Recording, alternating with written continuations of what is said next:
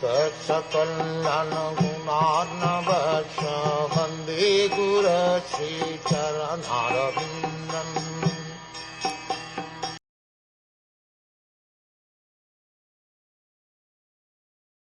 You are the original personal founder of all the demigods and the orders of different gradations, yet you are the oldest and are unchanged. O Lord, you have no source or superior.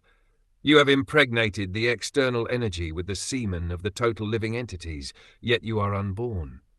The Lord, the original person, is the father of all other living entities, beginning from Brahma, the personality from whom all other living entities in different gradations of species are generated. Yet the Supreme Father has no other father. Every one of the living entities of all grades, up to Brahma, the original creature of the universe, is begotten by a father, but he, the Lord, has no father. When he descends on the material plane, out of his causeless mercy he accepts one of his great devotees as his father to keep pace with the rules of the material world. But since he is the Lord, he is always independent in choosing who will become his father.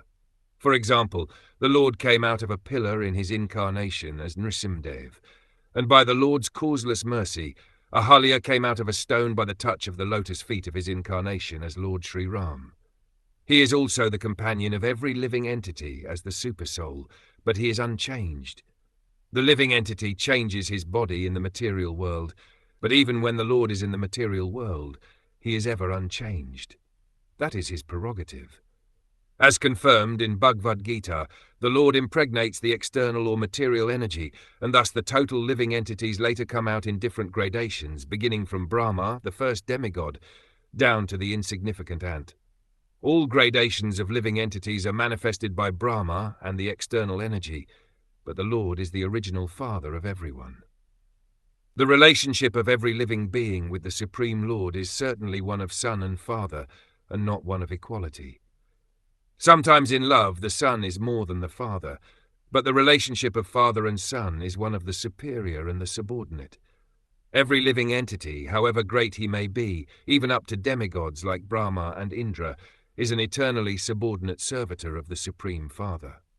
The Mahat Tattva principle is the generating source of all the modes of material nature, and the living entities take birth in the material world in bodies supplied by the mother, material nature, in terms of their previous work. The body is a gift of material nature, but the soul is originally part and parcel of the Supreme Lord.